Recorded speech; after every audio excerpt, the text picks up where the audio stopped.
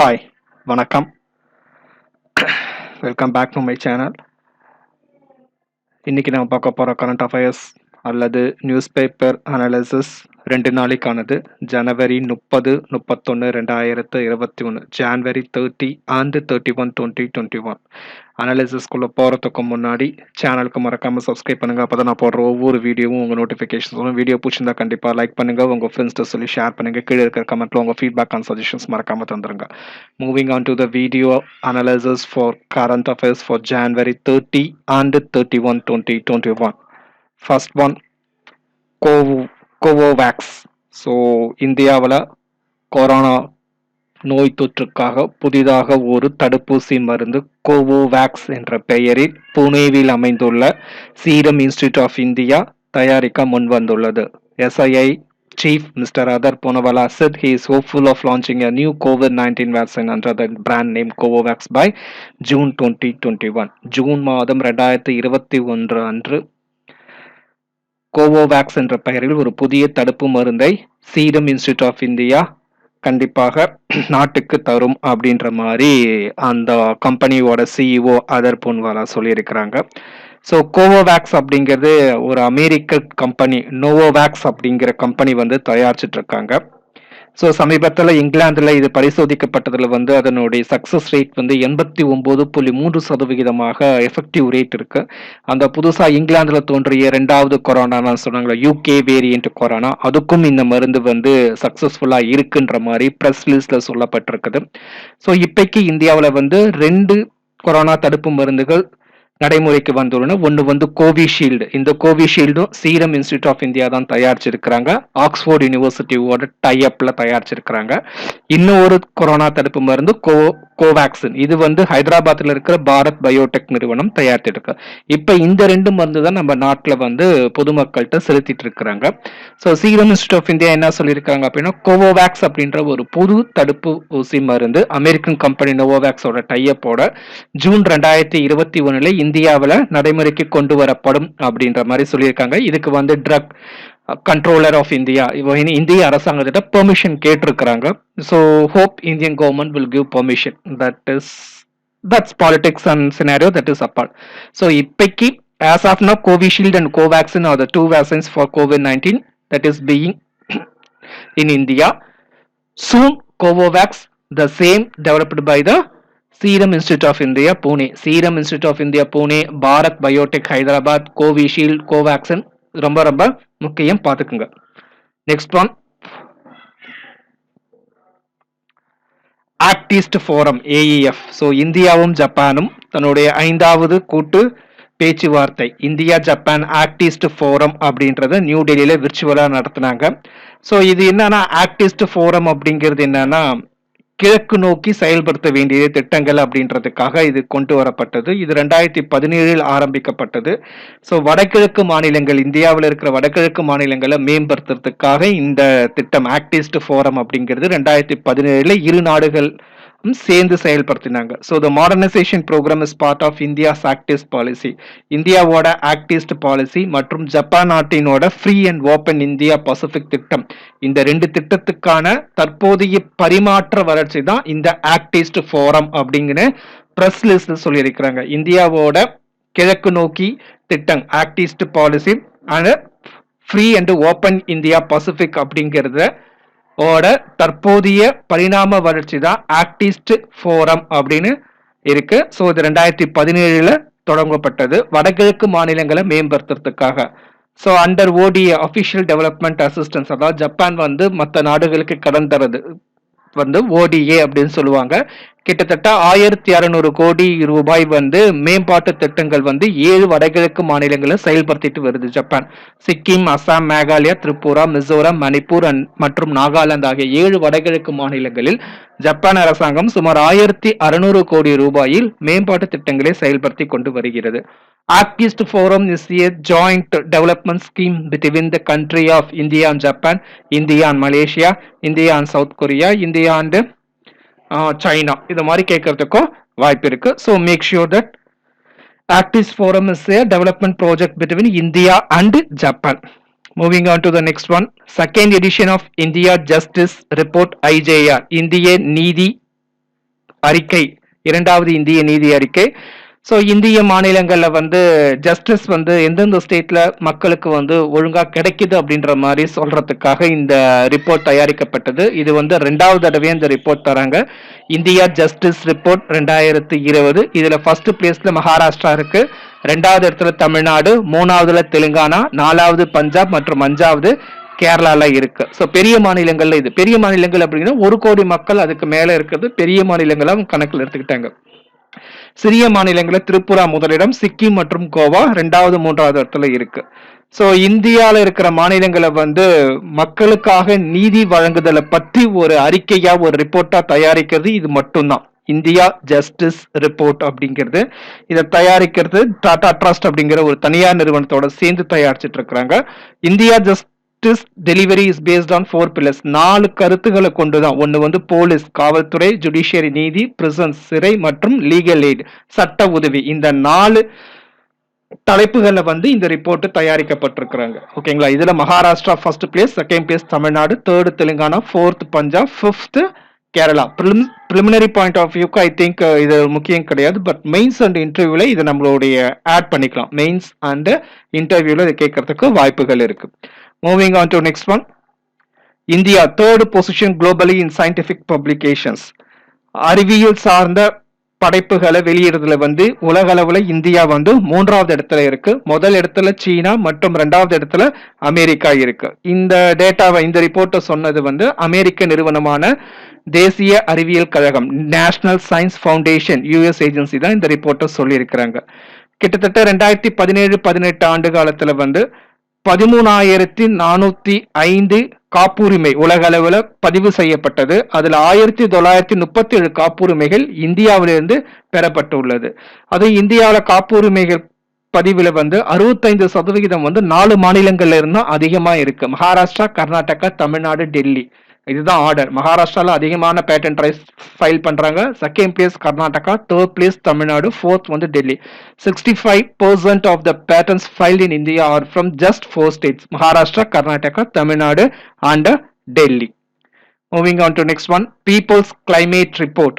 இதை ரிலீஸ் பண்ணது வந்து UNDP, United Nations Development Programme வந்து பீப்புள்ஸ் கிளைமேட் ரிப்போர்ட் அப்படின்ற ஒரு அறிக்கையை வெளியிட்டு இருக்கிறாங்க.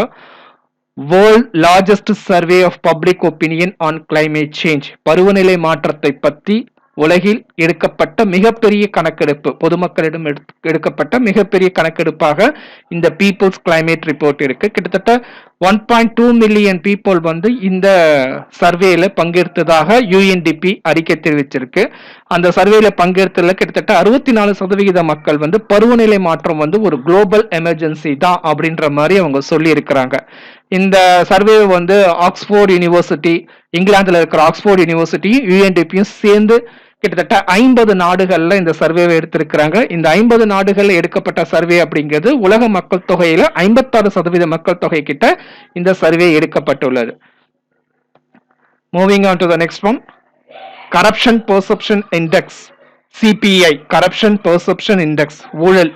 ஓகேங்களா. ஸோ லஞ்சம் தரத்துக்காக ஒரு அறிக்கை, எந்த நாட்டில் அதிகமான லஞ்சம் வாங்குறாங்க, கம்மியான லஞ்சம் வாங்குறாங்க அப்படிங்கிற அறிக்கை. இது வந்து டிரான்ஸ்பரன்சி இன்டர்நேஷனல் அப்படின்ற ஒரு அமைப்பு வந்து ரிலீஸ் பண்ணிருக்காங்க. 2020 சிபிஐ.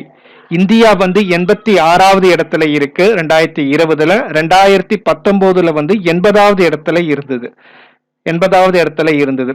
ஸோ 86வது இடத்துல இந்த வருடத்துல வந்து இந்தியா பெற்ற மதிப்பெண் வந்து 40.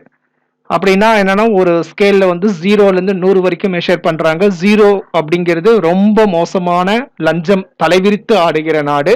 10 அப்படிங்கிறது லஞ்சம் வந்து இல்லாத ஒரு நாடு அப்படின்னு சொல்றது. இந்தியாவோட ஸ்கோர் வந்து 40. ஐ மீன் பாதிக்கு கீழே தான் இருக்கு. ஓகேங்களா. 50 கூட இல்லை, பாதிக்கு கீழே தான் இருக்கு உலக அளவுல. ரொம்ப லஞ்சம் ரொம்ப கம்மியா இருக்கிற நாடுல வந்து நியூசிலாந்து மற்றும் டென்மார்க் வந்து முதல் இடத்தை பிடித்திருக்காங்க கூட்டாக 88 பாயிண்ட் அவங்களுக்கு. மிகவும் மோசமான நாடா 179வது இடத்துல சோமாலியா மற்றும் தெற்கு சூடான் நாடுகள் 12 பாயிண்ட் பிடிச்சு இருக்காங்க. ஓகேங்களா. ஸோ இந்தியாவோட ரேங்க் வந்து 86th 2020ல. 2019ல 80th, score 40. அப்ப வந்து ஸ்கோர் வந்து 41. டாப்பர் வந்து New Zealand and Denmark. Topper in sense வந்து லஞ்சம் ரொம்ப கம்மியா இருக்கு. மோசம் அப்படிங்கிறது சோமாலியா மற்றும் தெற்கு Sudan. preliminary point, mains point, interview point எல்லாத்துக்குமே இந்த corruption perception index ரொம்ப முக்கியம். Next one stars project. So stars project இது நம்ம ஏற்கனவே மத்திய அமைச்சரவை இந்த திட்டத்துக்கு ஒப்புதல் அளித்திருக்கிறாங்க. ஸோ இப்போ உலக வங்கி ஓகே பண்ணியிருக்காங்க. கிட்டத்தட்ட 5718 கோடிக்கு இந்த திட்டம் செயல்படுத்தப்படுகிறது. உலக வங்கி மற்றும் கல்வித்துறை அமைச்சகம், ministry of education and department of economic affairs, இந்த 3 கூட்டாக சேர்ந்து இந்த ஸ்டார்ஸ் ப்ராஜெக்ட் அப்படிங்கிறது இந்தியாவில் செயல்படுத்த போறாங்க. அதுக்கான full form strengthening teaching learning and results for the states. ஓகேங்களா, இந்தியாவில் இருக்க மாநிலங்களை வந்து டீச்சிங் மெத்தடை வந்து இம்ப்ரூவ் பண்ணி அதை வந்து ரிசல்ட் மூலமா கொண்டு வரதுக்காக தான் இந்த திட்டம் செயல்படுத்தப்படுகிறது. கண்டிப்பா பார்த்துக்கோங்க, இது உலக வங்கி செயல்படுத்துது, யுனெஸ்கோ கிடையாது. STARS project for education is being implemented by அப்படின்னு கேட்ட ஆப்ஷன் ஏல யுனெஸ்கோ இருக்கும். யுனெஸ்கோ வந்து ஒரு கல்வி நிறுவனம் சார்ந்தது அப்படின்னு சொல்லிட்டு நம்ம அதை டிக் பண்ணிடக்கூடாது. இது வந்து உலக வங்கி பண்றது. கிட்டத்தட்ட 5 வருடங்களுக்கு 3700 கோடி வந்து தரப்போறாங்க. World bank will provide $500 million and the rest will be shared by the participating states for a period of 5 years.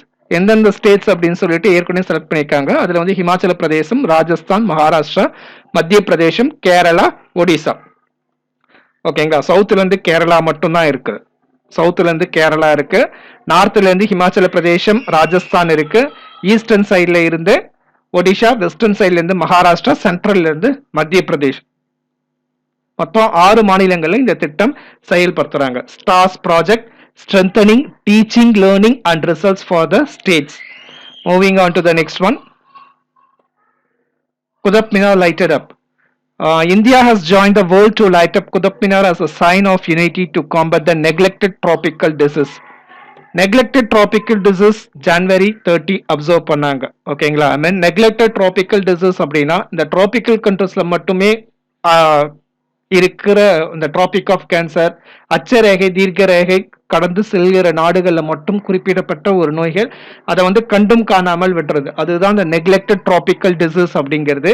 அதுக்கான இது வந்து ஜனவரி 30, 2021 அந்த டேவை அப்சர்வ் பண்ணாங்க. அப்ப வந்து இந்தியாவில வந்து குதுப் மினாரை வந்து ஒளிர் ஊட்டியிருக்காங்க, விளக்கேறிய வச்சிருக்காங்க. Light up the Qutub Minar as a sign of unity. So கிட்டத்தட்ட வந்து என்னன்னா, உலகத்துல இருக்கிற ஒரு 25 நாடுகள் வந்து இது மாதிரி அந்த நாடுகள்ல இருக்கிற முக்கியமான ஒரு சின்னங்களை வந்து லைட் அப் பண்ணி இந்த என்டிடி நெக்லெக்டட் ட்ராபிக்கல் டிசீஸை வந்து அப்சர்வ் பண்ணியிருக்கிறாங்க. உலகத்துல 5ல் 1 மக்கள் வந்து இந்த என்டிடியால பாதிக்கப்பட்டிருக்கிறாங்க. அதே மாதிரி இந்தியாவில் பொறுத்த வரைக்கும் மத்திய சுகாதாரத்துறை அமைச்சகம் என்ன சொல்லியிருக்காங்கன்னா, கிட்டத்தட்ட India's home to the world's largest absolute burden of அட்லீஸ்ட் 11 of this major neglected tropical disease. இந்த நெக்லெக்டட் ட்ராபிக்கல் டிசீஸ்ல வந்து அதிகமான டிசீஸை கொண்டிருக்கிற நாடு வந்து இந்தியா அப்படிங்கிறது மத்திய சுகாதாரத்துறை அமைச்சகம் இருக்கு. ஸோ கவர்மெண்ட் வந்து இதை வந்து கட்டுக்குள்ள கொண்டு வரணும் அப்படின்னு பிளான் பண்ணி இருக்கிறாங்க. So Qutub Minar has been light up for neglected tropical disease. Next one, basmati rice in Pakistan gets geographical indication tag. நல்லா யோசிச்சுக்கோங்க, preliminary, mains and interviewக்கு ரொம்ப முக்கியம். பாகிஸ்தானில் தயாரிக்கப்படும் பாஸ்மதி அரிசிக்கு புவிசார் குறியீடு தரப்பட்டுள்ளது சர்வதேச அளவில். ஸோ இப்போ வந்து இந்த கேஸ் வந்து பாஸ்மதி அரிசி இந்தியாவுக்கா பாகிஸ்தானுக்கா சொந்தமா அப்படின்ற கேஸ் ஐரோப்பிய யூனியன்ல நீண்ட காலமா நடந்துட்டு இருக்குது. ஸோ இப்போ வேர்ல்டு ட்ரேட் ஆர்கனைசேஷன், உலக வர்த்தக மையகம் வந்து பாகிஸ்தானோட பாஸ்மதி அரிசிக்கு ஜிஐ டேக் தந்ததுனால ஐரோப்பிய யூனியன்ல பாகிஸ்தான் ஜெயிக்கிறதுக்கான வாய்ப்புகள் பிரகாசமா இருக்கு. Pakistan is fighting a case in the 27 member European Union against India's move to get basmati rice registered as its product. It is believed that the GI tag would strengthen Pakistan case in the European Union. மே 2010 இந்திய அரசாங்கம் வந்து புவிசார் குறியீடு பாஸ்மதி அரிசிக்கு தந்தது. அதுல வந்து இந்தியாவில் தயாரிக்கப்படும் பாஸ்மதி அரிசி மாநிலங்களில் விலைக்கு எந்தெந்த மாநிலங்கள் அப்படின்னா பஞ்சாப், ஹரியானா, டெல்லி, ஹிமாச்சல் பிரதேசம், உத்தரகாண்ட், மேற்கு உத்தரப்பிரதேசம் மற்றும் ஜம்மு காஷ்மீர், இந்த மாநிலங்கள்ல தயாரிக்கப்படுகிற பாஸ்மதி அரிசிக்கு இந்திய அரசு வந்து புவிசார் குறியீடு தரப்பட்டது. இதுக்கே அப்ப பாகிஸ்தான் எதிர்ப்பு வச்சாங்க. பாஸ்மதி அரிசி அப்படிங்கிறது இந்தியாவுக்கு மட்டும் சொந்தம் கிடையாது, பாகிஸ்தானுக்கும் சொல்லி எதிர்ப்பு தெரிவிச்சாங்க. ஸோ இப்ப உலக வர்த்தக மையத்தில் தரப்படும் சர்வதேச புவிசார் குறியீடு வந்து பாகிஸ்தானின் பாஸ்மதி அரிசிக்கு தரப்பட்டுள்ளது. Geographical indications R covert as a component of the intellectual property rights under the Paris Convention for the Protection of Industrial Property. GI is also governed by the World Trade Organization Agreement on TRIPS. So உலக வர்த்தக மையம் தரக்கூடிய இந்த புவிசார் குறியீடு வந்து பாகிஸ்தானின் பாஸ்மதி அரிசிக்கு கிடைத்திருக்கிறது. Moving on to the next one. Rajiv Ranjan IAS தமிழகத்தின் புதிய தலைமைச் செயலாளராக மூத்த ஐஏஎஸ் அதிகாரி திரு ராஜீவ் ரஞ்சன் நியமிக்கப்பட்டுள்ளார். இவர் வந்து இப்போது இருக்கிற கே சண்முகம் அவருடைய பதவிகாலம் முடியுது. சோ அவருக்கு பதிலாக இவர் இருக்கிறார். Mister Rajiv Ranjan will be the 46th chief secretary of Tamil Nadu. தமிழ்நாட்டின் 46வது தலைமைச் செயலாளராக ராஜீவ் ரஞ்சன் நியமிக்கப்பட்டுள்ளார்.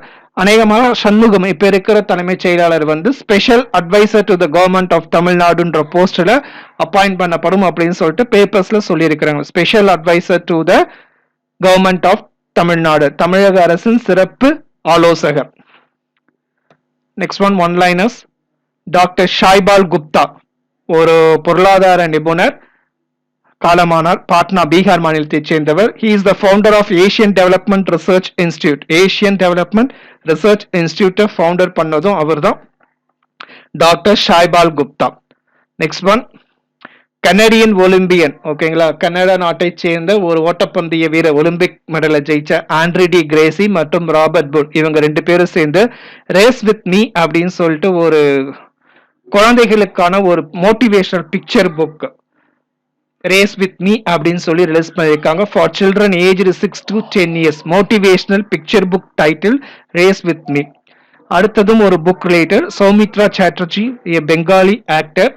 Soumitra Chatterjee, A Life in Cinema, Theatre, Poetry and Painting by Arjun Sengupta and Partha Mukherjee. ஓகேங்களா, இந்த புக் எழுதுனது அர்ஜுன் சென்குப்தா அண்ட் பார்த்தா முகர்ஜி. மத்திய அமைச்சரவை வந்து லக்னோவில் இயங்கிக் கொண்டிருந்த பொதுத்துறை நிறுவனமான ஸ்கூட்டர்ஸ் இந்தியா லிமிடெடை நிரந்தரமாக மூட முடிவு செய்துள்ளது. ஸ்கூட்டர்ஸ் இந்தியா லிமிடெட் லக்னோல இருக்கு.